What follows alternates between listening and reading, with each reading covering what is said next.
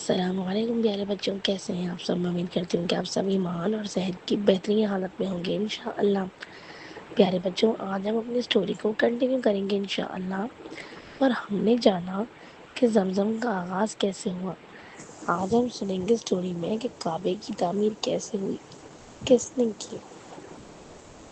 تو چلیے ہم اپنی اسٹوری کو شروع کرتے ہیں۔ پیارے بچوں، مکے کی سرزمین ایسی زمین ہے جہاں دنیا بھر سے مختلف لوگ آتے ہیں، اور آتے ہی کعبے کو دیکھ کے ان کے آنسو جاری ہو جاتے ہیں، اور جب وہاں سے جاتے ہیں تب بھی آنسو لے کے رخصت ہوتے ہیں، واپس جاتے ہیں۔ کعبے کی زمین کس نے چنی؟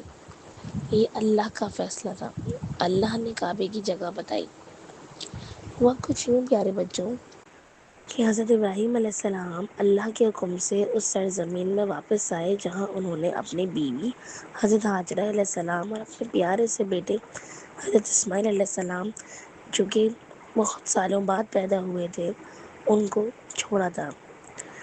اتنے عرصے بعد دیکھ کے ایک فادر کی اپنے بیٹے کے لیے کیسی فیلنگ ہوگی نا، جب آپ بہت ٹائم بعد اپنے پاپا سے ملتے ہیں، یا کبھی آپ کئی دنوں بعد اپنی جو ہے وہ نانی کے جاتے ہیں، تو پھر آپ کو کتنی اچھی فیلنگ آتی ہے نا، آپ کتنا ہیپی ہو جاتے ہیں الحمدللہ۔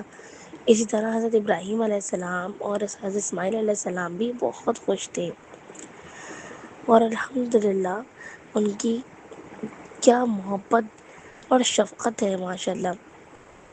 کیا خوشی ہے نا جب اپنے بیلوڈ ون سے ملے ہیں، ماشاءاللہ۔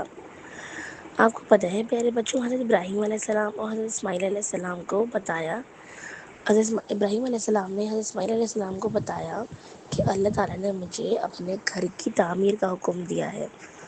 یہ اللہ تعالیٰ کے دوست تھے نا، وہ خلیل اللہ تھے، میں نے آپ کو بتایا تھا نا۔ تو اللہ نے انہیں یہ ذمہ داری دی کہ وہ اللہ کے لیے گھر تعمیر کریں، اور الحمدللہ جو اللہ تعالیٰ سے محبت کرتے ہیں، اللہ کے قریب ہوتے ہیں، وہ اللہ کے ہر حکم پہ راضی ہوتے ہیں۔ حضرت ابراہیم علیہ السلام بھی راضی تھے، اور انہوں نے حضرت اسماعیل علیہ السلام کو بھی اپنے ساتھ ہیلپ کرانے کے لیے کہا کہ آپ بھی ہیلپ کرا سکتے ہیں۔ حضرت اسماعیل علیہ السلام کو بھی رب سے بہت محبت تھی، تو وہ بھی راضی ہو گئے۔ اب وہ اپنے فادر کے ساتھ خانہ کعبہ کی تعمیر کر رہے ہیں، اور وہ ایک ایک پتھر، ایک ایک اینٹ لے کر آ رہے ہیں۔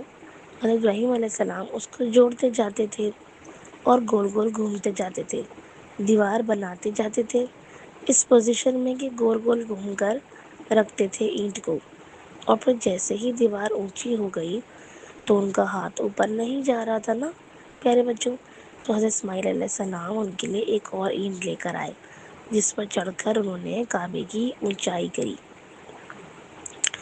اور جب وہ کعبے کی تعمیر کر رہے تھے پیارے بچوں، تو ساتھ ساتھ وہ اللہ سے دعا بھی کر رہے تھے۔ اللہ تعالیٰ نے ان کی یہ خدمات کو قبول کیا، اور مقام ابراہیم بھی بنایا انہوں نے، جہاں نماز کا حکم دیا گیا۔ حضرت ابراہیم علیہ السلام اور حضرت اسماعیل علیہ السلام کعبے کی تعمیر کرتے ہوئے دعا کرتے جا رہے تھے کہ اس شہر کو اللہ امن والا بنا اور رزق دے، یہاں کے رہنے والوں کو پھل دے۔ یہ آپ سورۃ البقرہ کی آیت نمبر 127 ہے۔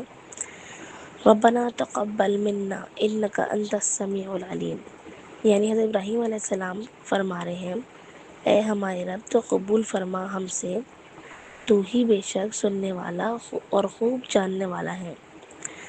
سورۃ البقرہ کی آیت نمبر 129 ہے، اے ہمارے رب اور معبوس فرما ان میں ایک رسول انہی میں سے جو وہ تلاوت کرے ان پر آیات تیری، اور وہ تعلیم دے انہیں کتاب اور حکمت کی، اور وہ تزکیہ کرے ان کا، بے شک تو ہی بہت زبردست اور خوب حکمت والا ہے۔